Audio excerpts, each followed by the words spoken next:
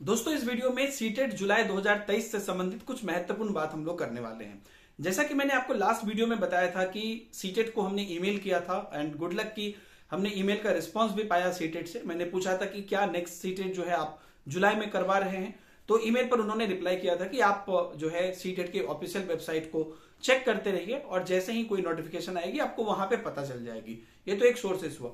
दूसरा जो आप सब लोग भी जानते हैं, मैंने बहुत पहले भी आपको बताया था कि क्वालिफाइंग एग्जाम का हमारे देश में एक प्रीडिफाइंड रूल है। नॉट ओनली सीटेट, कोई भी जैसे यूजीसी का ले लीजिए और जो भी अलग अलग एग्जाम्स हैं, जो क्वालिफाइंग एग्जाम होते हैं वो साल में 2 बार होते हैं। उसका रीजन ये है कि जो मेरिट बनती है वो इसमें उनका इससे कोई लेना देना नहीं होता है, क्योंकि ये ना तो जॉब देते हैं ना कुछ, बस क्वालिफाइंग एग्जाम होता है। तो ये साल में 2 बार इसलिए होती है कि बहुत सारे प्राइवेट स्कूल्स या बहुत सारी ऐसी संस्थाएं जो इनके बेसिस पर अपना फॉर्म अपना जो सिलेक्शन लेती है उसमें काम आता है। ठीक है, तो ये सीटेट से कुछ लोग जो वहां पे गए और जो फोन पे बात हुई उनसे ये भी पता चला कि ये लोग भी वापस उस संज्ञान में हैं जैसा कि पहले होता था। निश्चित रूप से कोविड के कारण या जो बीच में ऑनलाइन एग्जाम में थोड़ी सी जो टाइम ज्यादा लगी उसकी वजह से हुआ, तो ये लोग फिर से वापस इस पैटर्न पे आ रहे हैं। और इवन इनको निर्देश भी है, डायरेक्शन भी है सीबीएसई को कि ये अपने पुराने पैटर्न पे वापस आए। ऑब्वियसली ये वापस आएंगे और मैंने आपको याद है पहले भी बोला था कि ये चाहे इस साल आए या अगले साल आए, 2 बार तो इनको कराना ही कराना है। ये बहुत पहले मैंने आपको बताया था। तो ये पूरी कोशिश में है, रिसेंट अपडेट यही है कि पूरी कोशिश में है कि वो इस साल से ही वो 2 बार करा ले। और इसी वजह से इन्होंने पिछला जो प्रोसेस था उसको जल्दी जल्दी भी निपटाया, रिजल्ट निकाल के, ताकि वो आगे के प्रोसेस को कर सके। और इनका पैटर्न अगर देखिए तो फिर से इस पैटर्न पर ये आ गए हैं कि ये 2 महीने का टाइम लेकर फॉर्म निकाल के एग्जाम शुरू कर देते हैं। तो ये आराम से यहां पर फॉर्म निकाल सकते हैं और बहुत संभावना इस बार है कि ये फॉर्म जो है इस बार आपको निश्चित रूप से निकालेंगे, मैक्सिमम चांसेस है। ठीक है, अब यहां पर बात आती है कि क्या चेंजेज होते हैं।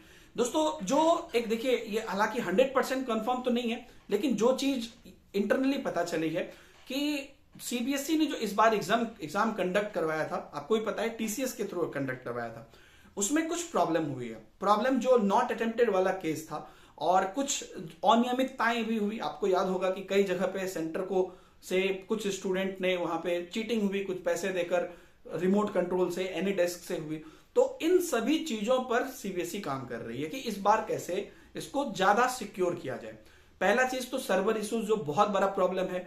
हजारों बच्चे को, मुझे लगता है तो बहुत सारे बच्चों को ये प्रॉब्लम हुई। मुझे 50,000 से भी ज्यादा बच्चे होंगे जिसको कि नॉट अटेम्प्टेड वाली प्रॉब्लम हुई थी। जो लोग नहीं जानते हैं ये क्या प्रॉब्लम है, कि आपने तो यहां से फिल किया सेंटर पर से, लेकिन वहां पर वो डिटेल गया नहीं सीबीएसई को, इसलिए कई बच्चों को 60 क्वेश्चन में नॉट अटेम्प्टेड है।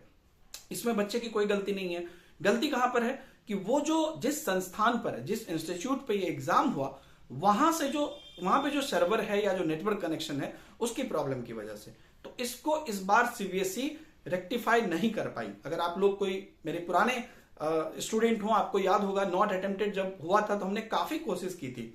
सीबीएसई ने हर सवाल का जवाब दिया, बस उसी सवाल का जवाब डायरेक्टली मुझे कभी नहीं मिला कि क्यों नॉट अटेम्प्टेड आ रहा है। और सीबीएसई ने कोशिश भी की थी, जहां तक हमें पता चला था, कि जितने भी बच्चे जिनका की इश्यूज आ रहा है उनको उनका जो आंसर्स है उसको रिट्रीव करके उसको इवेलुएट किया जाए, लेकिन वो संभव नहीं हुआ, क्योंकि जो एक बार सर्वर से उड़ गया या आपको अब तक पहुंचा नहीं तो वो नहीं पहुंचा। ये ठीक उसी प्रकार से आपने किसी को मैसेज भेजा, किसी वजह से वो नहीं पहुंची, तो वो फिर उसका कोई निदान नहीं है। तो ये थोड़ा सा इश्यूज था, तो इसको वो रेक्टिफाई करने की कोशिश कर रही है कि हम इसको कैसे और बेहतर करें। ये चेंजेस यहां पर हो सकता है कोई और एग्जाम कंडक्ट करे, या ये भी हो सकता है कि उस प्रोसेस को सिक्योर किया जाए। और जो सेंटर्स हैं उनमें भी चेंजेस हो रहा है, क्योंकि जैसे ही आपको नोटिफिकेशन निकालेगा तो उससे पहले उनको सेंटर्स तैयार करने पड़ेंगे। तो वो सेंटर्स में भी इस बार मॉडिफाई हो रहा है।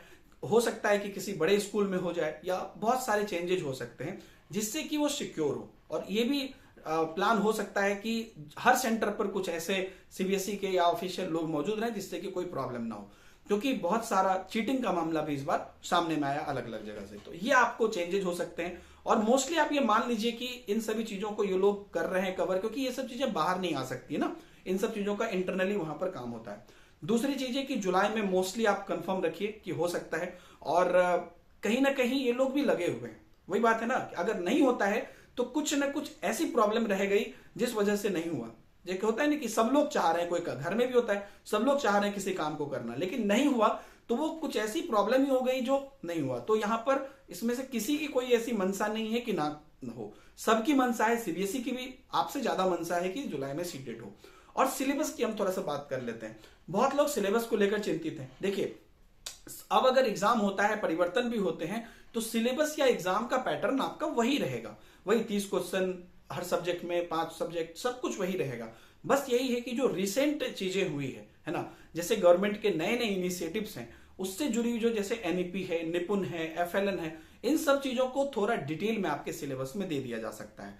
क्योंकि पिछले बार भी अगर आप देखिए तो एनईपी पे क्वेश्चन आए, निपुण पे क्वेश्चन आए, तो जरूरी नहीं कि आप इतने पे ही क्वेश्चन आएंगे। और भी जो पिछले 3, 4, 5 साल में गवर्नमेंट के नए इनिशिएटिव्स हैं, उसको गवर्नमेंट डाल सकती है इसमें सीबीएसई के थ्रू। तो ये चेंजेस आपको देखने को मिल सकता है। वो जब एग्जैक्ट सिलेबस आपके सामने आएगा तब आपको एग्जैक्ट पता चलेगा कि वो पूरी चेंजेस क्या होगा। मेरा आप सभी लोगों से यहाँ पे रिक्वेस्ट है कि जो भी छात्र देने जा रहे हैं आगे कंपटीशन, क्योंकि अब अपीयरिंग से ही अलाउ हो गया है, तो कंपटीशन दिन प्रतिदिन बढ़ता जा रहा है। तो आपको ये कोशिश करना है कि अभी से ही जो प्रीडिफाइंड सिलेबस है वो रहेगा, उसमें से कुछ हटेगा नहीं, तो उसको आप अच्छे से तैयार करिए। और जो एनईपी के पोर्शन है, जिसमें कि जितनी भी चीजें एनईपी से जुड़ी हुई है, उन सब चीजों को आप तैयार करिए। और भी जो भी चीजें नई नई ऐड होंगी वो आप करेंगे, प्रैक्टिस करते रहिए। अगर आप मेरी क्लास लेना चाहते हैं तो अनअकैडमी शिक्षा यूट्यूब चैनल पे मेरी निःशुल्क क्लास चलती है, फ्री क्लास चलती है, दिन के 10 बजे, कोई सब्सक्रिप्शन नहीं, कुछ नहीं। आप वहां पर आके डेली मेरी क्लासेस ले सकते हैं। वीडियो के डिस्क्रिप्शन में हमने प्लेलिस्ट का भी लिंक दिया है। मैं चाइल्ड डेवलपमेंट एंड पेडागोजी पढ़ाता हूं। तो दोस्तों, आप सभी लोगों को जो भी आज का हमारा पॉइंट था, उम्मीद करता हूं इससे रिलेटेड जानकारी मिली होगी। अगर इसके अलावा भी आपके कोई डाउट्स हैं तो आप कमेंट में जरूर बताइए, और मैं कोशिश करूंगा कि आपको सभी चीजों की उचित जानकारी मिले। Thank you very much, bye bye, जय हिंद।